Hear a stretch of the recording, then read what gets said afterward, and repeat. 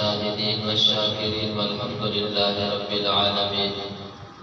تمام حضرات مل کے درود پاک پڑھ لیں. الصلاۃ والسلام علیک یا سیدی یا رسول اللہ وعلی آلک وصحبک یا سیدی یا حبیب اللہ.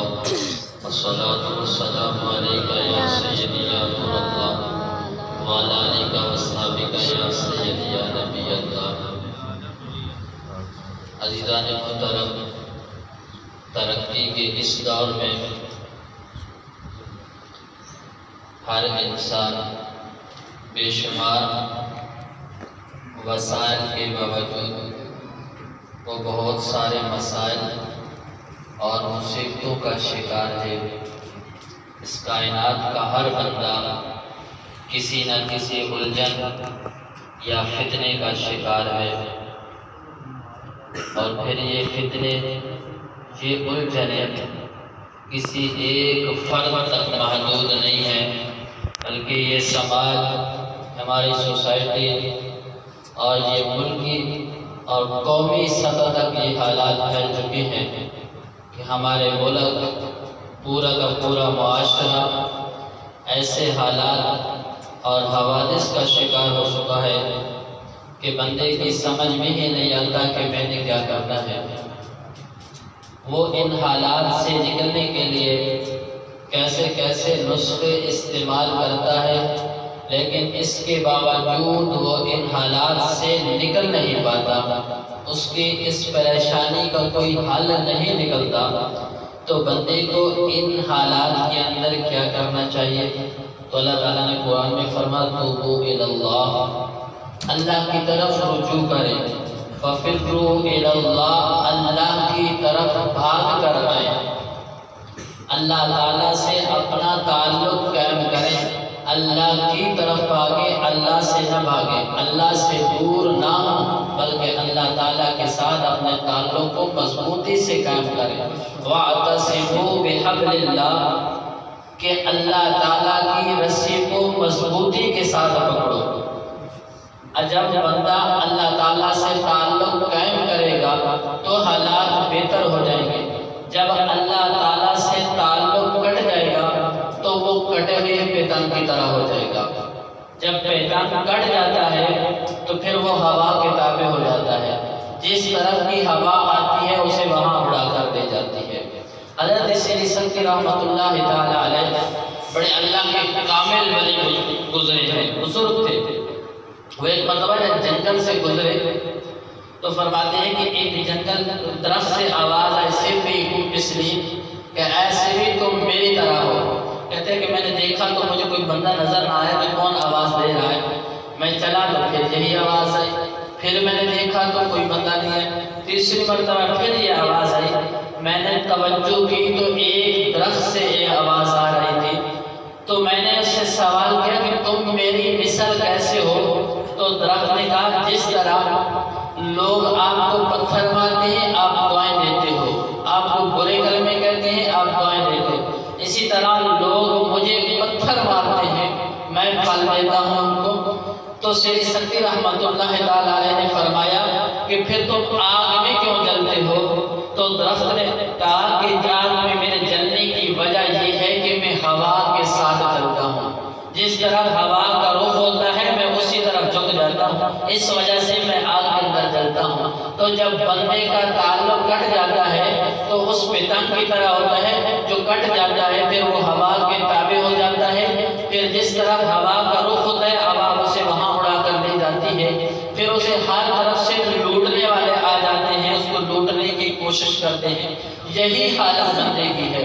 جب بندہ اللہ تعالیٰ سے کٹ جاتا ہے پھر ہر طرف کی مصیبتیں، پریشانیاں، یہ حالات، یہ حوادث پھر اسے گھیر لیتے ہیں، اور اس واحد حال یہ ہوتا ہے کہ پھر وہ اللہ کی طرف رجوع کرے، وہ اللہ تعالیٰ کی طرف رجوع کرے. افلاطون نے حضرت موسیٰ علیہ السلام سے سوال کیا کہ اے موسیٰ علیہ السلام، اگر یہ زمین آسمان کمان بن جائیں اور یہ حوادث زمانہ جو ہے یہ تیر بن جائیں اور ان تیروں کو چلانے والا اللہ رب العزت کی ذات کے علاوہ اور کوئی نہ ہو تو کیا اس سے نجات حاصل کرنے کا کوئی راستہ ہے؟ تو حضرت موسیٰ علیہ अलैहिस्सलाम ने फरमाया हाँ, इससे निजात हासिल करने का तरीका ये है कि तीर चलाने वाले की तरफ रुजू किया जाए, उससे माफ़ी तलब की जाए तो इंसान निजात हासिल कर सकता है। एक रिवायत में आता है कारून, किसने नहीं सुना, जालिम जाबिर बदबख्त इंसान था।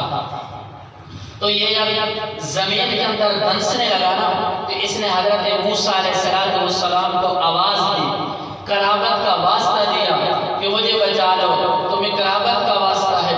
हत्ता कि 70 मरतबा मूसा अलैहिस्सलाम को उसने पुकारा है, 70 मरतबा। लेकिन मूसा अलैहिस्सलाम उस वक्त गुस्से की हालत में थे, इसकी शिद्दत की वजह से। तो मूसा अलैहिस्सलाम ने इसकी तरफ तवज्जो ना की। जब इसको जमीन में निगल लिया ना, तो अल्लाह ताला ने हजरत मूसा अलैहिस्सलाम की तरफ वही नाज़िल फरमाया कि ऐ मूसा, इसने 70 मरतबा तुझे पुकारा, तूने तवज्जो न की। मुझे मेरी अज़मत और किबरियाई की कसम, अगर ये एक मरतबा भी मुझे पुकारना ना, एक मरतबा, तो मैं इसे माफ कर देता। कैसा जालिम और बदबख्त शख्स था। तो अल्लाह ताला ने क्या फरमाया कि अगर एक मरतबा भी मुझे ये पुकारता ना, तो मैं इसे माफ कर देता। लेकिन उसने अल्लाह ताला को नहीं पुकारा, तो वो जमीन में उसको निगल लिया, जमीन के अंदर वो धंस गया। तो अल्लाह ताला के साथ कुर्बत हासिल करने का एक आसान और बेहतरीन जरिया जो कल शाम से शुरू हो रहा है, वो एतिकाफ है। एतिकाफ अल्लाह ताला की कुर्बत हासिल करने का, अल्लाह ताला के साथ ताल्लुक जोड़ने का एक बेहतरीन और आसान जरिया है कि बंदा दुनिया से कटकर, हर तरह के हालात से कटकर, वो सिर्फ और सिर्फ अल्लाह ताला के साथ ताल्लुक जोड़ लेता है।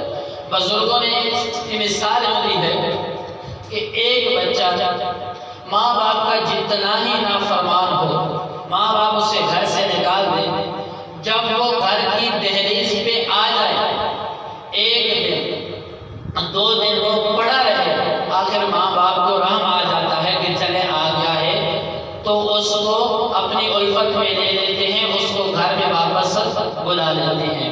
तो जो 70 माओं से ज्यादा शफीक है, अगर कोई बंदा सारी दुनिया से राब्ता खत्म करके उस अल्लाह के दर पे आ जाए, उस अल्लाह के घर के अंदर आ जाए और 10 दिन अल्लाह ताला से माफी मांगे, क्या अल्लाह ताला उसको माफ नहीं फरमाएंगे? हदीस में आता है कि जिस बंदे ने एक दिन का एतिकाफ किया अल्लाह की रजा के लिए, अल्लाह ताला उसे 3 खंदक जहन्नम से दूर फरमा देते हैं। और एक खंदक का जो फासला है, जितना मशरिक और मगरिब का फासला है, इतना फासला है, अल्लाह ताला उसको जहन्नम से दूर फरमा देते हैं। और एक और रिवायत में आता है कि जिस बंदे ने अल्लाह की रजा के लिए एतिकाफ किया है, अल्लाह ताला एक रिवायत के मुताबिक उसे 2 मकबूल हज और उम्रों का सवाब अता फरमाते हैं।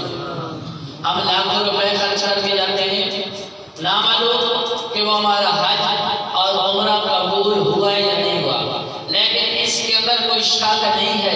इसके साथ अल्लाह के नबी ने मकबूल की शर्त लगाई है कि अल्लाह ताला उसको मकबूल हज और 2 मकबूल हज और उम्रों का सवाब अता फरमाते हैं।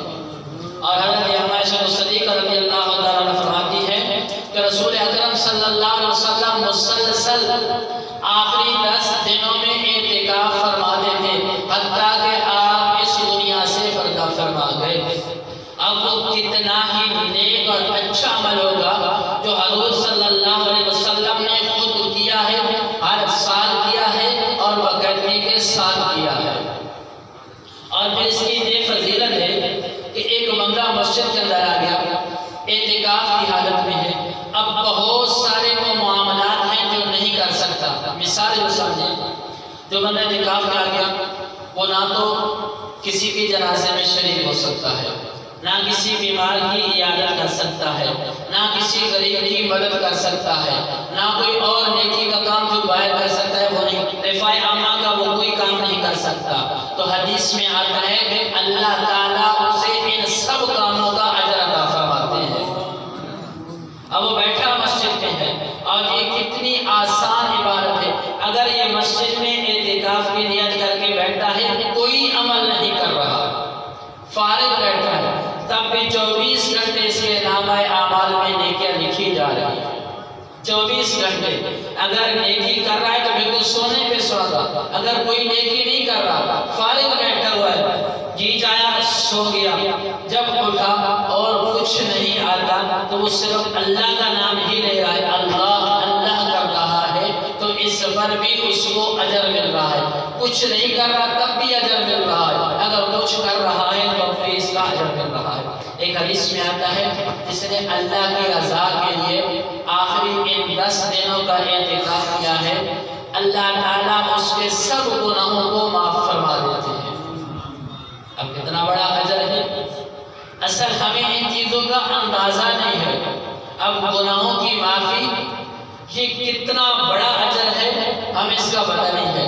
جب آنکھ بند ہوگی نا، جب ان کا حساب دینا پڑے گا، تب انسان کو پتہ چلے گا کہ یہ گناہوں کی معافی کیا چیز تھی۔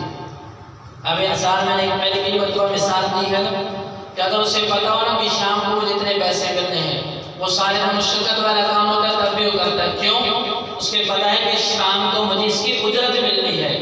اب اس کی اجرت ہمیں پتا نہیں ہے، اندازہ نہیں ہے۔ اگر ہم یقین اور عقیدہ اور ایمان اس پہ بنا لینا کہ اس اجر کی کتنی اہمیت ہے، تو یہ سارے کے سارے بازاروں میں جو لوگ پھر رہے باہر پھرے کوئی نہ، سارے مسجدوں میں آ کر بیٹھ جائیں کہ ہم نے آخری 10 دن کا اعتکاف کرنا ہے۔ اور کتنی عظمت والا وہ شخص ہے کہ ایک شخص ہے وہ باہر بازار میں پھر رہا ہے، وہ اپنی مصروفیات میں لگا ہوا ہے، اور ایک ساری دنیا سے رابطہ اپنا ختم کر کے وہ اللہ کے گھر کے اندر بیٹھ کے وہ اللہ تعالیٰ کے ساتھ اپنا تعلق قائم کر رہا ہے۔ وہ کتنا خوش نصیب شخص ہے۔ تو اللہ تعالیٰ سے دعا ہے کہ اللہ تعالیٰ ہم سب کو یہ عظیم عمل کرنے کی توفیق عطا فرمائے۔ وما علینا الا البلاغ المبین۔